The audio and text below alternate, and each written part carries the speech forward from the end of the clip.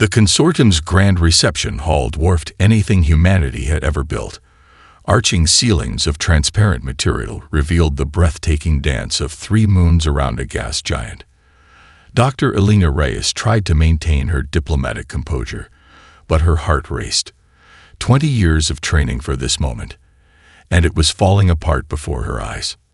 Your species transforms worlds in decades which should take centuries of careful study, declared the consortium elder, a tall being with translucent skin and unsettlingly large eyes. This cannot be permitted to continue. Elena stepped forward, her voice steady despite her racing pulse. With respect, Elder Calzin, humanity has developed terraforming techniques that are both efficient and environmentally sound. Our work on Mars has increased biodiversity and created sustainable ecosystems. The assembled aliens exchanged glances that Elena couldn't quite interpret. Was it disgust? Fear? You misunderstand the fundamental principle of galactic expansion, another elder said, this one floating in a containment field of glittering particles. Each world must be studied for at least 100 solar cycles before any alteration begins.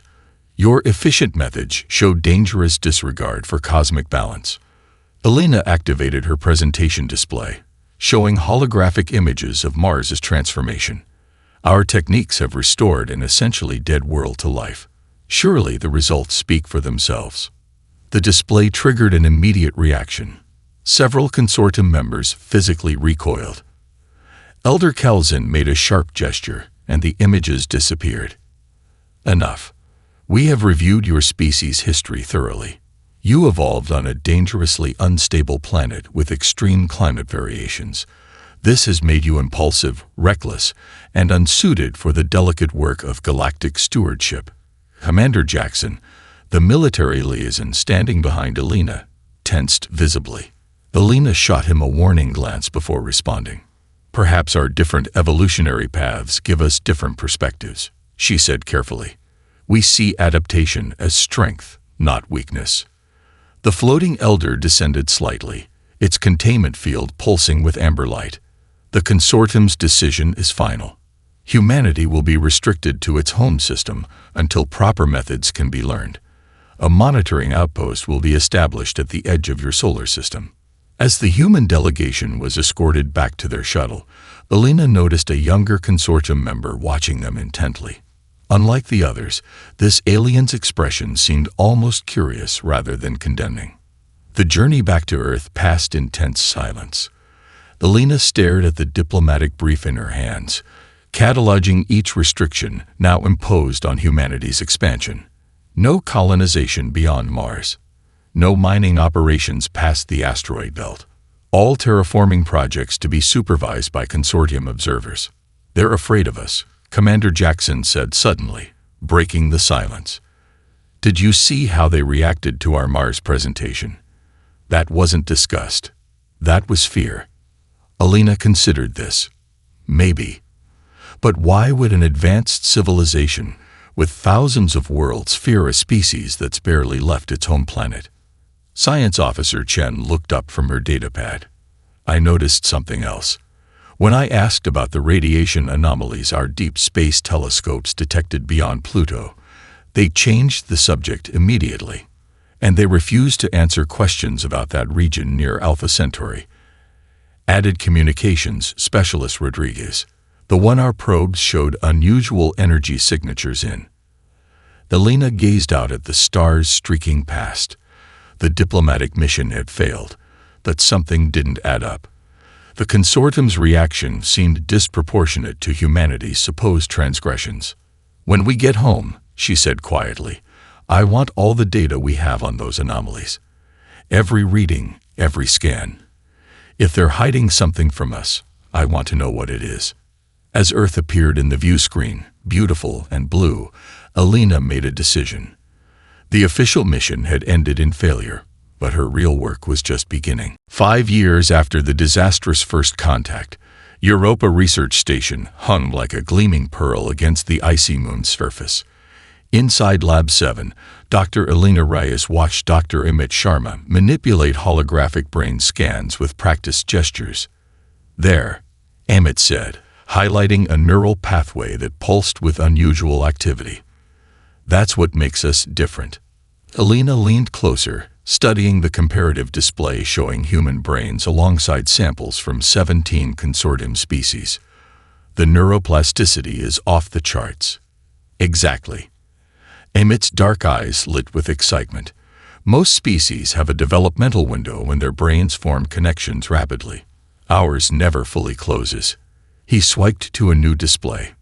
And it's not just our brains. Look at these cellular adaptation rates. The hologram shifted to show human cells responding to environmental stressors, heat, radiation, pressure, alongside alien comparisons. The contrast was striking. Where consortium species cells showed minimal adjustment capacity, human cells rapidly restructured themselves. We evolved on a planet with wildly shifting seasons and environments, Amit explained. Other intelligent species typically evolved in more stable conditions. They engineer environments to match their biology. We reshape environments while simultaneously adapting ourselves. Alina considered the implications. The consortium doesn't see adaptation as an advantage. They value stability, predictability. More than that, Amit said, lowering his voice, though they were alone in the lab. I think they fear adaptation. Their entire civilization is built around controlling variables, not responding to them. A notification chimed, and Alina checked her comm unit. The consortium observers want our weekly report. I'll handle it. The station's conference room had been redesigned to accommodate the alien physiology of their permanent guests. Elder Velen, the senior consortium representative, waited with 2 junior observers. Dr. Reyes, the elder acknowledged with the minimal courtesy protocol required. You have research findings to share. Alina transmitted a carefully edited version of their work, minus Amit's most significant discoveries. We've been studying cellular regeneration in Europa's radiation environment. Elder Valen's compound eyes flickered over the data. These adaptation rates seem unusual. Simply a baseline study, Alina replied neutrally. Nothing conclusive yet. The elder made the gesture that Alina had learned signified skepticism. Your species' fascination with biological adaptation continues to concern the consortium. Stable genetics promote harmony. After the tense meeting, Alina returned to find Amit in the station's observation dome, staring at Jupiter's swirling storms. They didn't buy it, he guessed without turning. No, but they didn't press too hard either. Alina sat beside him. They're hiding something, Amit. I can feel it. I know. He handed her a data tablet. Look what I found while you were distracting them. I hacked into their research database. Alina scanned the document, her eyes widening. This is a classified extinction report. Species, KB-217. A civilization that existed 30,000 years ago, Emmett whispered. They evolved on a planet with seasonal extremes, like Earth. They developed rapid adaptation techniques for space colonization. He paused, his expression grim. And the consortium corrected them. Alina felt a chill. Corrected how? Genetic engineering to remove adaptation traits. When the species resisted, he couldn't finish the sentence. Alina's comm unit pinged with an encrypted message. She frowned. Only a handful of people had her secure channel code. The message contained no text, just coordinates and a simple image. A winged figure carrying fire. Prometheus, the titan who stole fire from the gods to give to humanity. We need to go, Alina said, making a decision. Now. Tonight. Go where? Amit asked. Alina showed him the message. To find whoever sent this. Because if the consortium discovers what we've learned, we might be the next species they decide to correct. The unmarked transport ship decelerated toward what looked like an ordinary Kuiper Belt asteroid.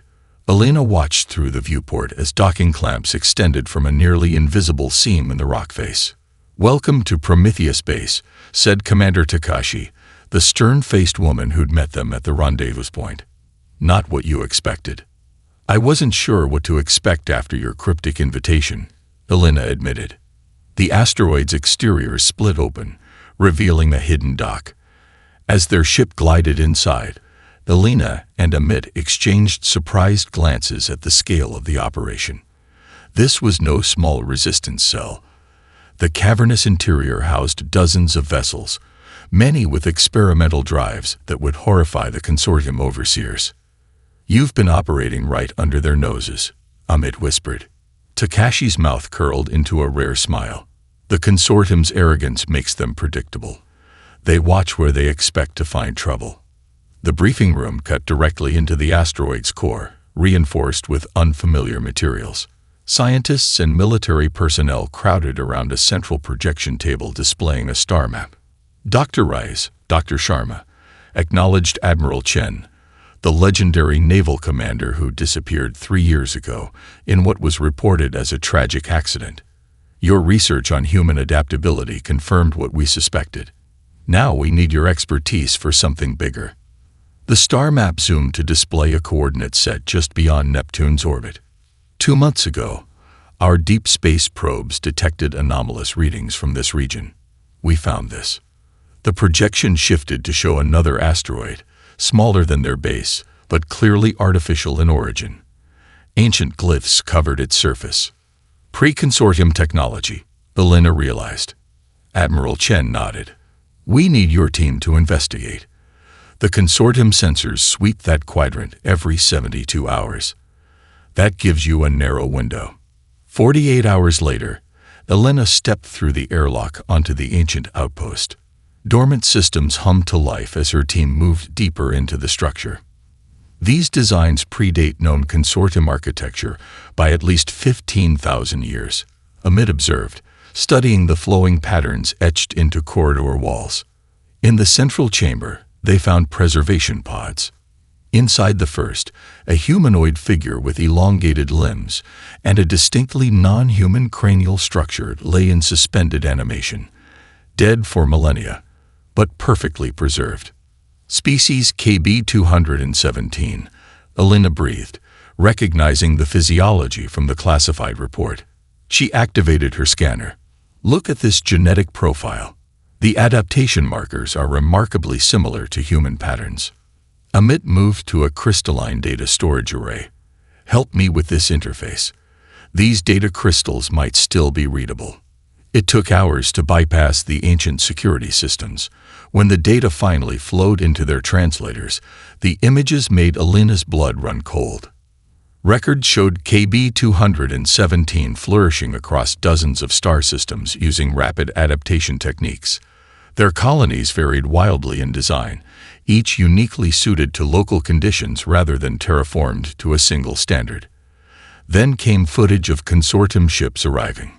Not as diplomats, but as conquerors.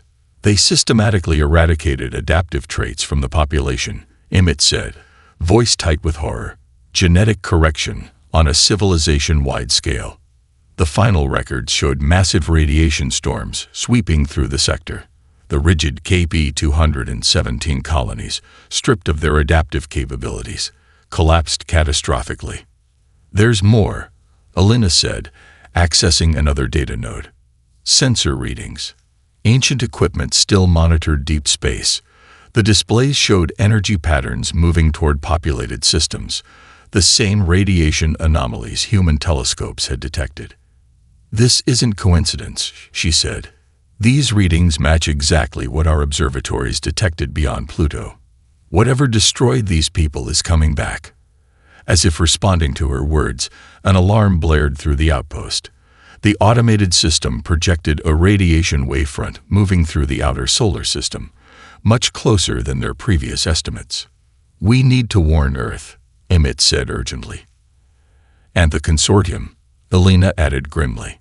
"Whether they'll listen or not." The neutral trading post Argos Station hung in the shadow of a gas giant, its irregular collection of modules and docking arms resembling a mechanical spider. Elena wore a hooded environmental suit, her face partially obscured by a breathing apparatus that was more disguise than necessity. She navigated through crowded corridors where species from across the galaxy bartered, argued, and exchanged information outside consortium oversight. Following the transmitted coordinates, she reached a nondescript door in the station's lower levels. The door slid open before she could signal. Inside, a slender figure in formal consortium attire waited, three-fingered hands trembling slightly as they activated a series of electronic jammers around the compartment. "Dr. Reyes, thank you for coming." The voice was melodic despite the obvious stress. "I am Trill, Junior Environmental Assessor for Outer Rim Territories." Alina removed her hood. "You took an enormous risk contacting me. The risk of silence is greater." Trill's bioluminescent markings pulsed with agitation. "What I'm about to share violates every oath I've taken." The consortium official's fingers danced over a control surface, bringing up a holographic display that filled the center of the room. Planets appeared, dozens, then hundreds, each labeled with measurements Alina didn't recognize. "These are consortium colony worlds," Trill explained. "Perfect environments, engineered to the smallest detail." The display shifted, showing subtle changes in atmospheric composition, temperature gradients, and ecosystem balance. "And this is what's happening across all of them." Alina studied the data. "They're destabilizing. Our perfect worlds are dying." Trill's voice cracked. "The systems require constant maintenance, increasingly expensive interventions just to maintain baseline habitability." More images appeared: sophisticated climate control facilities, massive atmospheric processors, artificial weather systems. "The consortium's fundamental approach is flawed," Trill continued. "We engineer environments to specific parameters and expect them to remain static, but the universe doesn't work that way. Cosmic forces create constant change." Alina thought of the radiation readings from the ancient outpost. And now something bigger is coming. Trill's bioluminescence dimmed to almost nothing. "The approaching radiation storms will devastate our rigid biospheres. Your human colonies, adaptable, resilient, imperfect, might be the only ones that survive. Why are you telling me this? Why not bring this to your leadership?" Alina's hands trembled as she inserted Trill's data crystal into the secure terminal at Prometheus Base. Amit stood beside her, while Admiral Chen and Commander Takeshi watched from across the room. The holographic display flickered to life, projecting ancient star charts and text in an unfamiliar script. "The translation program needs time," Amit said, fingers dancing across the interface. "But these radiation patterns are unmistakable." The display rendered a three-dimensional model of expanding energy waves. Alina compared them to their own observatory data. "It's the same phenomenon," she confirmed. "But these records are over 30,000 years old." Amit's translation algorithm began decoding the alien text. Words appeared alongside the visuals: weapon test, destabilization cascade, unexpected propagation. "This wasn't a natural event," Admiral Chen said grimly. "It was a weapon." More text emerged: the alignment wars, final deterrent, prohibited technology, catastrophic miscalculation. Alina pieced it together. There was a war before the consortium existed. Someone deployed this weapon, but it created a radiation pattern that propagates through space in cycles. "And now it's coming back," Takashi added. "The ancestors of today's consortium survived by creating rigidly controlled environments. That became their doctrine: perfect, unchanging worlds." Amit accessed another file. "Look at this: genetic profiles of early consortium species compared to modern ones." He highlighted specific gene sequences. They systematically removed adaptability traits from their own people. Not just KB-217, Alina realized. They'd been doing this to themselves for millennia. The terminal chimed as it accessed encrypted communications. Recent transmissions between consortium leadership revealed panic behind their composed exterior. Private vessels were being prepared for high-ranking officials. Resource stockpiles were being moved to shielded facilities. "They're evacuating their elite while telling everyone else there's no danger," Takashi said with disgust. Admiral Chen's expression hardened. "We need to broadcast this evidence across all channels. The people of Earth have a right to know, and so do the citizens of consortium worlds. Alina thought of Trill's sacrifice. There are dissidents within the consortium, people who know their system is failing. Trill gave me coordinates to contact them. Do it, Chen ordered. Commander Takashi, prepare our communication array for a system-wide broadcast. Within hours, stations across the solar system received the transmission. Alina's face appeared on screens from lunar colonies to Martian settlements. She presented the evidence methodically: the ancient weapon test, the approaching radiation front, the consortium's secret evacuations, and most damning of all, their plans to correct human genetics once they established sufficient control. The consortium's response was swift and predictable. All diplomatic channels closed. Military vessels moved to blockade Earth. Official statements denounced the evidence as human fabrications. But the damage was done. Emit tracked communication patterns across consortium frequencies and detected growing chaos. Junior officials questioned their superiors. Colony worlds demanded evacuation resources. The perfect order began to fracture. In the command center, Alina received an unexpected transmission. The source was masked, but the message was clear. We believe you. There are more of us than they know. Prepare for contact. It was signed with the symbol of Prometheus. It's starting, she told Amit. The consortium can't contain this anymore. A sensor technician interrupted with urgent news. Dr. Rice, the radiation front has accelerated. New calculations show it will reach the first populated systems in less than 3 months, not 6. Alina stared at the projection showing the deadly energy wave approaching like an unstoppable tide. Then we need to move faster, she said. It's time to reveal our final card. The prototype stealth ship Prometheus cut silently through space, its experimental drive leaving no energy signature for consortium sensors to detect. On the bridge, Alina reviewed the mission parameters one final time. Proxima Centauri Detention Facility, she said, highlighting the structure on the tactical display. According to our intelligence, Trill and at least 11 other political prisoners are being held in the lower levels. Commander Takashi nodded. Security will be minimal. Most consortium forces have been reassigned to evacuation duty or riot control on their core worlds. After Alina's broadcast, the carefully maintained order of the consortium had begun to fracture. Citizens demanded answers about the approaching radiation front. Colonial administrators questioned contradictory orders from their superiors. The perfect machine was developing cracks.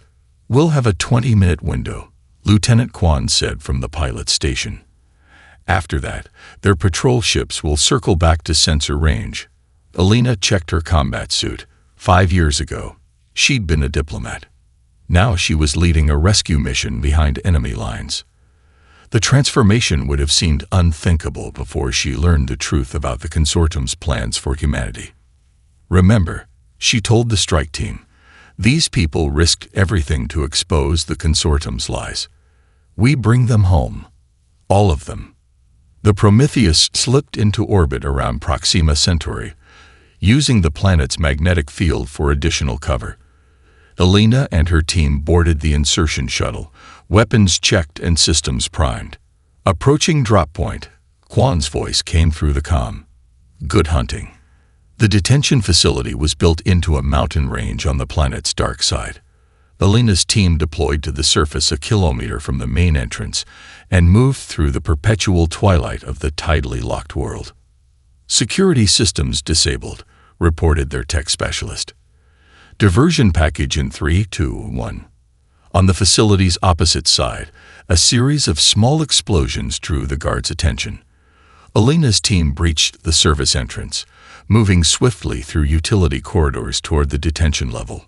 The first resistance came at a security checkpoint. Consortium guards raised their weapons, but Alina's team moved with practiced efficiency. Stun rounds dropped the opposition without casualties. Cell block ahead, the point operative whispered. Alina accessed the control panel with the override codes provided by their inside contact. The transparent barriers dissolved, revealing a dozen prisoners of various species. Among them was Trill, thinner and paler than when Alina had last seen her, but alive. The consortium officials' bioluminescent markings flickered weakly. "You came," Trill said with obvious disbelief. "We don't leave our friends behind," Elena replied, helping her to her feet. The facility alarm suddenly blared. "Perimeter breach detected," announced the automated system. "Reinforcements arriving in 8 minutes." "That's our cue to leave," Elena said. Everyone followed closely. They were halfway to the extraction point when consortium troops cut off their route.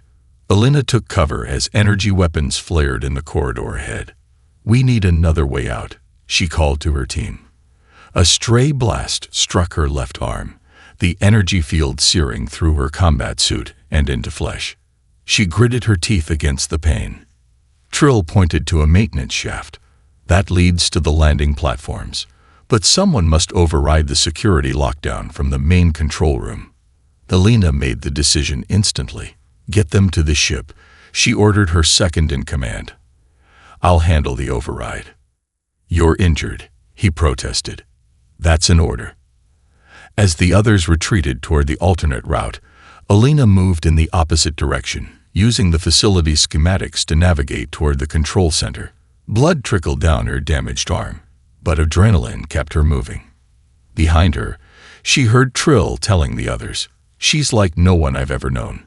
Your entire species. You don't just adapt, you sacrifice for each other." "That's humanity's true strength," came the reply. "And now it might save us all." The radiation front hit consortium colony world Elysium Prime with devastating speed. The planet's carefully calibrated atmosphere destabilized within hours as radiation particles interacted with the precisely balanced gas mixture. Monitoring stations recorded the cascading failure in real time. Weather control systems overloaded, bioengineered crops withered, and environmental habitats shattered.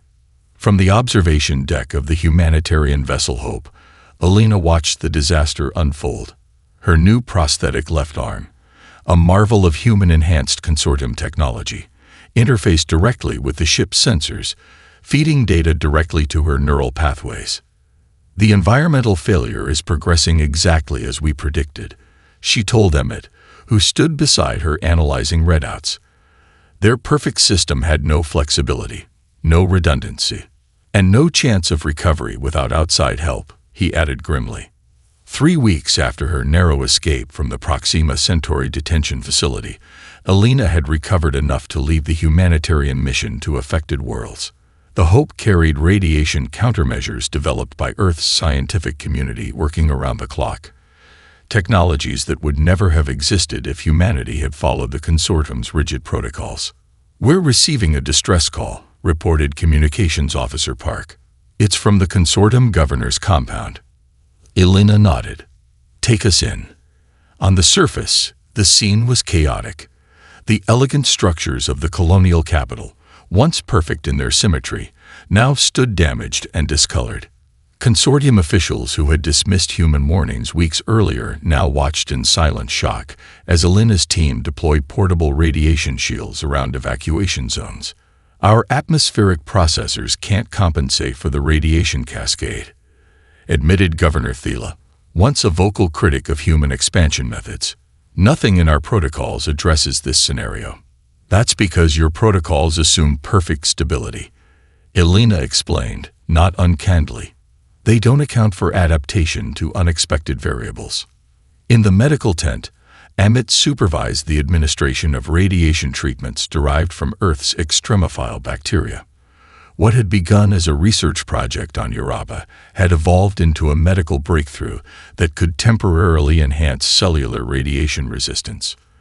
"The treatment won't reverse existing damage," he explained to a consortium medical officer, "but it will prevent further cellular degradation until evacuation is complete." The officer studied the treatment formula. "This uses genetic sequences we deliberately removed from our species centuries ago." "Yes," Amit confirmed, "the very adaptability traits your ancestors feared." In the command center established aboard the Hope, Elena received the transmission she'd been expecting. On the screen appeared the weathered face of Consortium High Elder Zahn, the most senior leader of their civilization. "Dr. Reyes, The elder began, formal dignity barely masking desperation. "The Consortium Council wishes to express gratitude for your humanitarian assistance. We help because it's right," Alina replied, "not because it was requested." The elder's composure slipped slightly. "We find ourselves in the unprecedented position of requiring further assistance. The radiation front approaches our core worlds. Billions of lives are at risk. We're prepared to help," Alina said carefully, "but there must be conditions." "What conditions?" The elder's tone sharpened. "The prohibition on adaptive colonization ends immediately. All research on genetic restoration for consortium species must proceed without restriction, and any humans or other adaptive species currently detained must be released." Silence stretched between them. Alina could almost see the internal struggle behind the elder's eyes. Millennia of ideology versus the immediate threat of extinction. "Do you know why we feared adaptation, Dr. Reyes?" the elder finally asked. "Not because it is dangerous itself, but because it leads to chaos, to unpredictability. It also leads to survival," Alina countered. "Perhaps perfect order isn't the answer to an imperfect universe." The elder's gaze lowered briefly. When it raised again, something had changed. "Your terms are accepted," said the voice of a civilization admitting its fundamental error. "Send your adaptation protocols immediately." 1 year after the radiation crisis peaked, the massive habitat ship Pioneer drifted in orbit around a world once classified as unsuitable for colonization due to its variable climate and unpredictable geological activity. From the observation deck, Alina watched the construction of New Horizon Colony, the first joint human-alien settlement built on adaptive principles. Her prosthetic left arm, now fully integrated with neural interfaces designed by Amit, gestured toward the holographic plans floating before them. The settlement's neighborhoods were arranged in concentric rings, each designed to evolve with changing conditions rather than resisting them. The environmental shields can shift configuration as weather patterns change, explained Trill, who now served as liaison between human engineers and consortium colonists. Her once pale skin now displayed vibrant bioluminescent patterns that had been subdued during her years of conformity. And the agricultural zones use Earth's crop rotation principles rather than our static cultivation methods. "How are the colonists adapting?" Alina asked. "Better than expected," Trill replied with a small smile. "Especially the younger generations. They're embracing change in ways that would have been unthinkable before the crisis." The dissolution of the consortium's rigid structure had not been without challenges. Centuries of conditioning had left many species fearful of adaptation and change. But necessity had proven a powerful motivator. When faced with extinction or evolution, most chose to evolve. Amit joined them, carrying data tablets from his latest research expedition. "The archaeological findings from Sector 17 confirm our hypothesis," he said excitedly. Before the consortium's rise, at least 8 major civilizations used adaptive colonization techniques similar to ours. Alina studied the images of ancient settlements built to work with their environments rather than imposing perfect order upon them. The consortium didn't invent their approach. They suppressed alternatives that already existed. Out of fear, Trill added quietly, "The ancient weapon test that created the radiation phenomenon destroyed their ancestors' world. They believed uncontrolled adaptation led to weaponization and chaos." "And now?" Alina asked. "Now we understand that adaptation itself isn't dangerous. It's the intentions behind it that matter." Trill gestured toward the growing colony below. "The Adaptive Alliance teaches responsible change, not rigid control." Later that day, Alina visited the memorial garden planted in the colony's central plaza. Trees from Earth grew alongside flora from a dozen former consortium worlds, each species subtly altering to accommodate their new shared environment. Stone markers honored those lost in the crisis, including many who had sacrificed themselves to save others. She knelt beside the marker for Commander Takashi, who had died evacuating children from a collapsing habitat during the height of the radiation storm. As she placed a small stone in the growing pile, an old human tradition of remembrance, she became aware of someone watching her. A young consortium child stood nearby, curiosity evident in their large eyes. Unlike the elders of their species, this child's genetic adaptability had been restored through treatments developed in Amit's laboratory. "Are you the human who changed everything?" the child asked with characteristic directness. Elena smiled. "No one person changes everything. We all did it together." The child considered this, head tilted thoughtfully. "Will we be like humans now?" Elena looked out over the colony where species that had once feared change now embraced it, where rigid uniformity had given way to diversity, where communities designed for adaptation rather than perfection were taking root.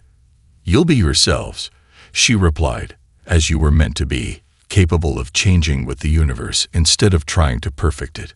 That's the real truth about surviving among the stars." The child nodded with surprising wisdom. "Not perfect, but alive."